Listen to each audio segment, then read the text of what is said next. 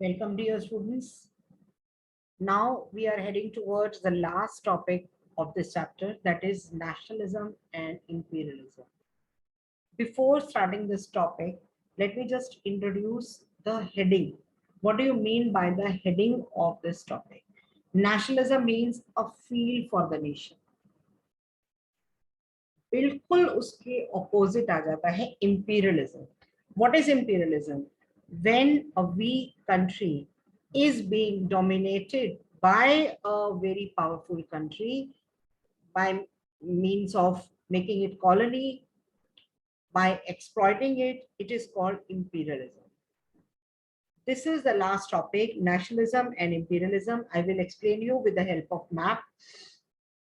By the last quarter of the 19th century, by the last quarter of the 19th century means that after last quarter of the 19th century, after 1875, nationalism no longer retained its idealistic liberal democratic sentiment of the first half of the century, but became a narrow creed with limited ends.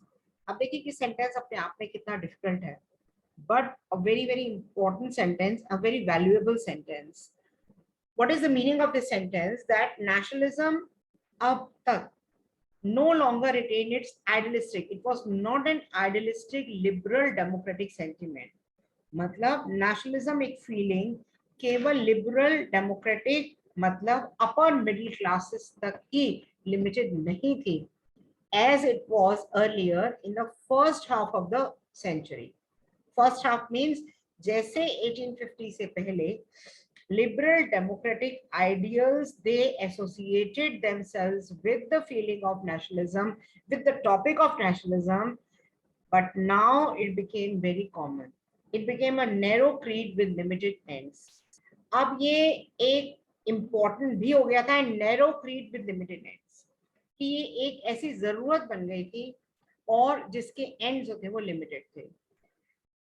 Everybody, मतलब अगर summarize करूं मैं तो summarize में ये है that everybody in the name of nationalism was fighting the war in Europe. We are talking about Europe.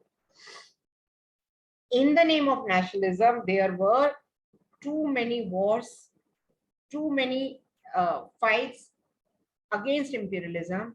वो हम आगे इस टॉपिक में पढ़ेंगे. During this period, nationalist groups, they became increasingly intolerant of each other and ever ready to go to war. जैसे मैंने अभी आपको बताया, इस पीरियड में जो एक नेशनलिस्ट ग्रुप दूसरे नेशनलिस्ट ग्रुप को टॉलरेट ही नहीं कर रहा था, became intolerant and हर समय लड़ने को तैयार.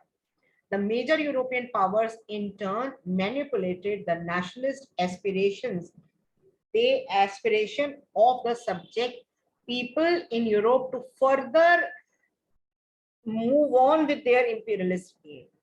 अब देखिए मेजर यूरोपियन पावर्स ने क्या किया. मेजर यूरोपियन पावर से मैं आपको बता दूं, France, mainly France and Britain की बात हो रही है. These were the major European powers. अगर आपको पता हो, इंडिया में भी मेनली 5 पावर्स थी जिन्होंने इंडिया में कंट्रोल करने की कोशिश करी थी. 5 European powers, Britishers, Britain, France, Spain, Spanish, Portugal and Dutch. ये 5 पावर्स थी. आपस में इनका वॉर होता गया जैसे बाल्कान में हुआ था, और लास्ट में जो 2 विनर थे, Britishers and French, and there was Portuguese also. Goa से पोर्तुगीज 1961 में गए थे. Though the whole of India got independence in 1947, but Portuguese they freed Goa, they gave independence to Goa in 1961.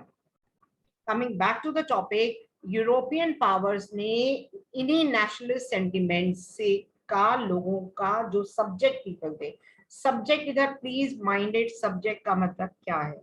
Subject means that those who were actually like slaves, मतलब छोटे छोटे countries जिनको major European powers ने dominate किया हुआ था, वहां के लोगों के लिए ये वर्ड यूज किया गया है, subject people. Major European powers ने नेशनलिस्ट लोगों के नेशनलिस्ट सेंटिमेंट्स को मैनिपुलेट किया, भड़काया उनको नेशनलिस्ट सेंटिमेंट्स का नाम लेकर in Europe to further own their imperialist aims. जैसे आप देखते हैं कि कई बार पॉलिटिकल पार्टीज भी नेशनलिस्ट सेंटिमेंट्स का नाम लेके भड़काती है लोगों को, like that. So I hope ये पैराग्राफ आपको समझ में आ गया होगा, और नहीं अगर समझ में आया, let me explain you one more time that by the last quarter of the 19th century nationalism अब एक लिबरल डेमोक्रेटिक सेंटिमेंट नहीं रह गया था जैसा 1850 से पहले था। ये एक नैरो क्रीड, मतलब जरूरत हो गई थी ये। और इसी पीरियड में एक रीजन दूसरे रीजन के टुवर्ड्स बिल्कुल इंटॉलरेंट हो गया था, मतलब not ready to see each other वाली बात। मेजर यूरोपियन पावर ने इन्हीं नेशनलिस्ट सेंटिमेंट्स का मैनिपुलेशन करके इनका मिसयूज किया और बाद में अपने इंपीरियलिस्ट एम को सक्सेसफुल करने के लिए, अचीव करने के लिए इन्हीं नेशनलिस्ट सेंटिमेंट्स का सहारा लेकर आपस में कुछ कंट्रीज को कैसे उन्होंने वॉर में धकेला, कैसे उन्होंने फोर्स किया उनको वॉर में, this you will see the next para. The most serious source of nationalist tension, the most serious source of nationalist tension जो है, it was in Europe after 1871, was the area called Balkan. Balkan was a region geographically and ethnic variation थी, जिसमें present day, modern day के Romania, Bulgaria, Albania, Greece, Macedonia, Croatia, Bosnia, Herzegovina, Slovenia, Serbia and Montenegro थे। Now, with the help of map, let me show you. I am just sharing the screen for the map, and I will explain you that what were these regions जो हम Balkan regions देख रहे हैं, because without map केवल theoretically मैं बोलती जाऊंगी तो आपको इतना अच्छे से ये समझ में नहीं आएगा ये। I hope you are able to see this, that Slovenia, Croatia, Bosnia, Montenegro, Serbia, Bulgaria, Greece. Greece was the cradle, and Turkey, Albania, Romania, ये सारे present day nations हैं जो उस समय they were at war.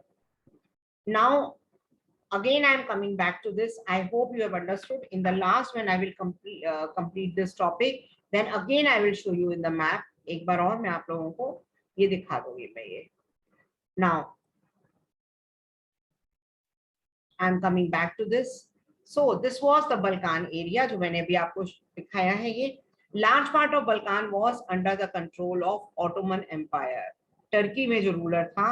Spread of ideas of romantic nationalism. Romantic nationalism, as I just told you earlier, जैसे मैंने जयशंकर प्रसाद की आपको लाइंस भी सुनाई थी, अपने देश से बहुत प्यार, जैसे शहीद भगत सिंह के अंदर था, सुखदेव, राजगुरु, बिस्मिल्लाह, और भी बहुत सारे नेशनलिस्ट लीडर्स थे इंडिया में। ऐसे ही उस समय large part of Balkan was under Ottoman empire और रोमांटिक नेशनलिज्म स्प्रेड हो रहा था बल्कान में, और ऑटोमन एम्पायर डिसइंटीग्रेट हो रहा था, और इसके डिसइंटीग्रेट होने के कारण the region became very explosive.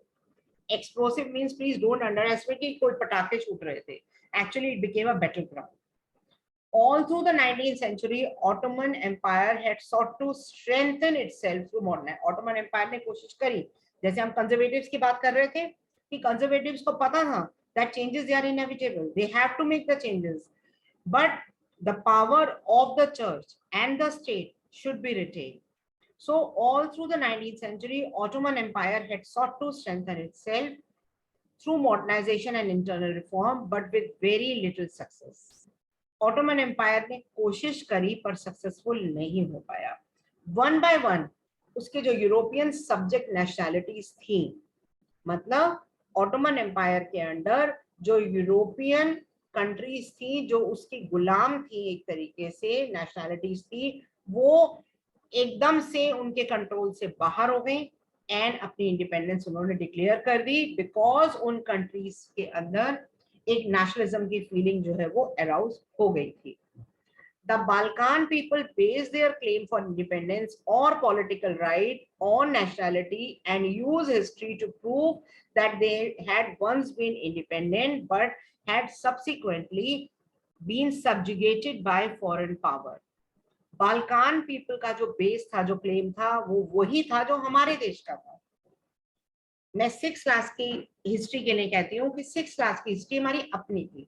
जब हम चाणक्य की बात करते हैं, जब हम गुप्ता पीरियड की बात करते हैं, जब हम मौर्यन पीरियड की बात करते हैं, in the same way Balkan people means all those European nationalities who were under Ottoman Empire, उनका ये क्लेम था कि वो इंडिपेंडेंस क्यों चाह रहे थे, वो अपने पॉलिटिकल राइट्स और नेशनैलिटी क्यों चाह रहे थे। उन्होंने हिस्ट्री को री इंटरप्रेट किया, हिस्ट्री को दोबारा से पढ़ा, रिव्यू किया, और उन्हें ये पता चला कि भाई ये तो सब बहुत इंडिपेंडेंट कंट्रीज थी, ये तो बहुत सिविलाइज थी। जैसे हमारी कंट्री में फर्स्ट 200 इयर्स में ये तिमूरलैन, नादिर शाह, अहमद शाह अब्दाली, महमूद गजनी, मोहम्मद बिन तुगलक, ये सारे in fact these were the people, अगर मैं इनको कहूं तो देवर एक्चुअली ये हमारे प्लंडरर्स थे, लुटेरे थे जो हमारी कंट्री को लूटने आए थे। Then came the Mughal reign, Mughal empire, another 200 years Mughal and Britishers. तो ऐसे ही बल्कान्स को पता चला कि उन्होंने रीइंटरप्रेट किया अपनी हिस्ट्री को, प्रूव किया that they were once independent. बाद में फॉरेन पावर्स, जैसे इंडिया में हुआ, बिल्कुल इंडिया के साथ कंपेयर करिएगा इस लाइन को आप, बिल्कुल इंडिया के साथ। तो ये बल्कान पीपल का ये क्लेम था इंडिपेंडेंस के लिए, और इंडिपेंडेंस के लिए उनका ये जो क्लेम था that political rights and nationalities they were being, उनकी यूज हिस्ट्री कि वो प्रूव करने के लिए कि वो एक समय में वो तो इंडिपेंडेंट ही थे, फॉरेन पावर्स ने उनको अपने अंडर कर लिया था। Hence the rebellious nationalities in the Balkan thought of their struggle as attempt। अब उनको ये लगा, they thought कि वो अब स्ट्रगल करेंगे, कोशिश करेंगे to win back their long, अपनी जो पुरानी आजादी है। एक गाना मुझे याद आया, अपनी आजादी को हम हरगिज भुला सकते नहीं, सर झुका सकते हैं लेकिन सर कटा सकते हैं लेकिन सर झुका सकते नहीं। तो ये पिक्चर का गाना है ये, और पुराने पिक्चर का। तो ऐसे ही उनको ये लगा कि अब वो अपनी विन बैक करेंगे long lost independence. So my dear students, as the different Slavic nationalities struggle to define their identity and independence, Slavic nationalities क्यों? क्योंकि ये सारी Slavic countries थी mainly. Balkan area became an area of intense conflict. इतना ज्यादा वहां पे conflict हो रहा था, Balkan states were fiercely एक दूसरे के jealous हो रहे थे, and हर कोई ज्यादा territory at the expense of others. Sorry to say, just like कि जैसे एनिमल्स करते हैं विदाउट थिंकिंग स्नैच करना, it was happening in the Balkan area. Matters और कॉम्प्लिकेट हो गए because Balkans became the scene of big power rivalry. और इससे ज्यादा आपस में नेशनैलिटीज तो लड़ ही रही थी, इंडिपेंडेंस की बात कर रही थी, अपनी हिस्ट्री को रिवाइव कर रही थी, पर इसमें जिसे कहते हैं ना कि आग में घी डालने का काम किसने किया? Big power rivalry. During this period, there was intense rivalry among the European powers over trade and colonies. Power game आप देख रहे हैं यूक्रेन के वॉर में, रशिया, यूरोपियन कंट्रीज, ये सब आप देख रहे हैं ये कि यूरोपियन कंट्रीज ने यूक्रेन को कह तो दिया नेटो को ज्वाइन करो, नेटो ज्वाइन भी कर लिया उसने यूक्रेन ने, बट अपने सोल्जर्स नहीं भेजे उन्होंने, यूरोपियन पावर्स ने। अमेरिका ने भी उसको कह दिया, लेकिन अपने सोल्जर्स। तो ये पावर गेम है, I won't go in detail, but ये पावर गेम है। These rivalries were even during this period there was intense rivalry among the European powers over trade and colony। उनका अपना मतलब था, they were selfish enough, they were not actually thinking about। आप आज भी देख लीजिए ये जो मेजर यूरोपियन पावर्स हैं including America, they are not thinking about Ukraine। क्या ये अगर सोच रहे होते तो क्या ये इतना यूक्रेन को हेल्प नहीं कर सकते थे? ऐसे ही उस समय वो इन कंट्रीज के बारे में नहीं सोच रहे थे, उनको अपने ही सेल्फिश मोटिव को सर्व करना था। These rivalries were very evident in the way Balkan problem unfolded। दोबारा बता रही हूँ, मैटर्स कॉम्प्लिकेटेड और हो गए because Balkan became the scene of big power rivalry. इसी पीरियड में इंटेंस राइवलरी आपस में यूरोपियन पावर्स में भी हो गई। कि कौन कहाँ ट्रेड करेगा, आपस में उनके भी स्नैचिंग स्टार्ट हो गई थी। कौन किसको कॉलोनी बनाएगा, ईच पावर, रशिया, आप ये देखिए वही needs, Russia, Germany, England, Austro Hungary, they were keen on countering the hold of other powers over the Balkan. They were keen कि एक दूसरे को काउंटर करने के लिए एंड अपना कंट्रोल एक्सटेंड करने के लिए. This led to a series of war in the region and finally the First World War. So my dear students, this was the region of the First World War. Now about the nationalism. अब nationalism aligned with imperialism led Europe to disaster. Nationalism की feeling तो चल ही रही थी. वो जो Balkan state में, जो ऑटोमन एम्पायर के अंदर जो यूरोपियन पावर्स थी, उनके अंदर जो नेशनलिज्म की फीलिंग थी, dear students, it was not wrong, it was absolutely right.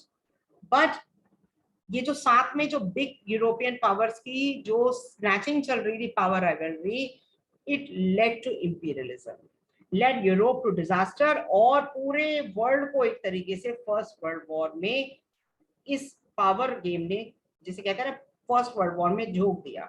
It actually resulted in the first world war. But meanwhile, many countries in the world which had been colonized by the European powers in the 19th century began to oppose imperial domination. पर meanwhile, बहुत सारी countries जो world की थी, जो colonized थी by European powers, they began to oppose. उन्होंने oppose करना शुरू किया, उनको क्योंकि समझ में आ रहा था कि जो हमारे साथ हुआ है अब वो इनके साथ हो रहा है. उन्होंने इनके against they raised the voice and they began to oppose imperial domination. अब ये अपोज कैसे करते हैं, कोई माइक पे बोलता नहीं है. आप देखते हैं ना न्यूज़पेपर में, न्यूज में आप कई बार सुनते हैं कि भाई ऐसे अपोज हो रहा है, किसी स्टेटमेंट का अपोज हो रहा है, किसी ने कोई बयान दिया, लिखा, उसका अपोज है, like that. Anti imperial movement that developed everywhere were nationalist. Imperialism के अगेंस्ट जो मूवमेंट डेवलप हो रही थी वो नेशनलिस्ट मूवमेंट थी, in the sense that they all struggled to form independent nation state and they were inspired by a sense of collective national unity. अब जितनी भी इंडिपेंडेंट नेशन स्टेट थी जो फॉर्म हुई थी, वो इंस्पायर थी. कैसे? कलेक्टिव नेशनल यूनिटी से बहुत ज्यादा इंस्पायर्ड थी वो. forged in confrontation with the imperialism, और इंपीरियलिज्म के सामने खड़े होकर लड़ने के लिए वो तैयार थी.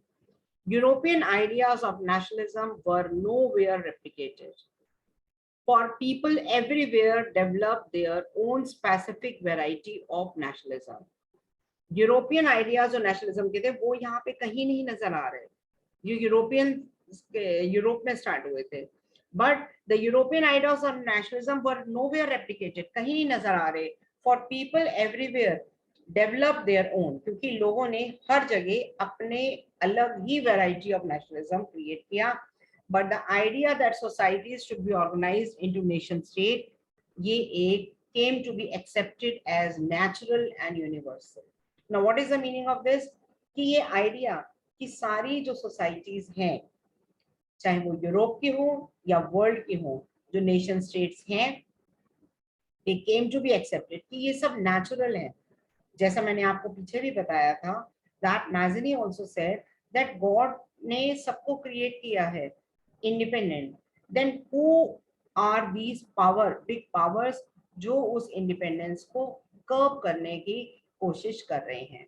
So my dear students, एक बार मैं आपको मैप भी दोबारा से शेयर कर लेती हूँ, मैप आपके साथ में. एंड मैप शेयर करने के बाद में then I will conclude this video.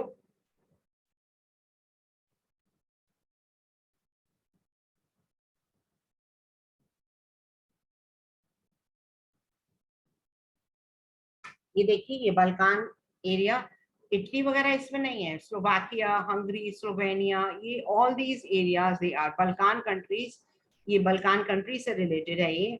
And I hope आप लोगों को ये समझ में आ गया होगा. और अगर आपको पूरे यूरोप के मैप में जो है ये बहुत माइन्यूट मैप में तो आपको थोड़ी सी प्रॉब्लम हो जाएगी. Let me just show you with the help of this. ये देखिए, ये सारी ये बाल्कनाइज्ड ये सारा ऑटोमन एम्पायर था. सारा अगर मैं कहूँ तो मेनली ये ईस्ट यूरोपियन कंट्रीज है. These are the eastern European countries.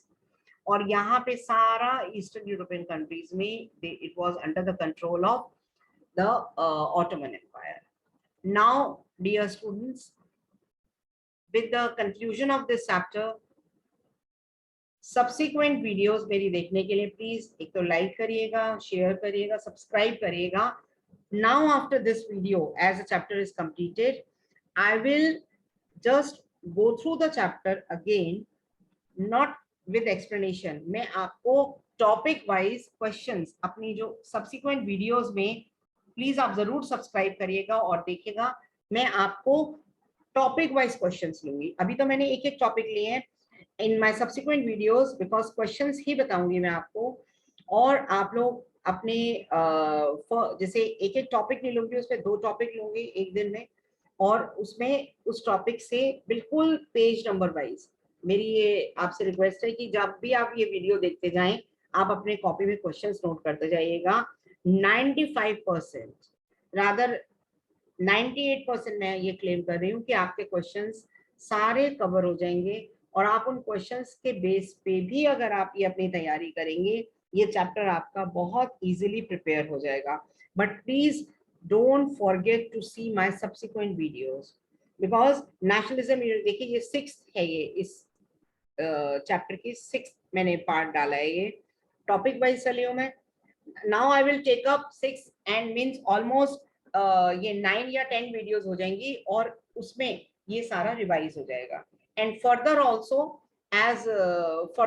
मैं अपनी वीडियोस में आप लोगों को अभी जो मैंने जितने चैप्टर की डाली है, what I will do is, because अभी आप लोगों की हॉलीडेज चल रही हैं, मुझे पता है आप लोग हॉलीडेज के बाद ही ये स्टार्ट करेंगे, तो मैं सब्सिक्वेंट और वीडियोस में भी पहले जितने चैप्टर्स मैंने आपको एक्सप्लेन किया, उन सब का मैं ऐसे ही टॉपिक वाइज आपको क्वेश्चंस देती जाऊंगी. But please don't forget to view, to like and to subscribe, and please do share with others also.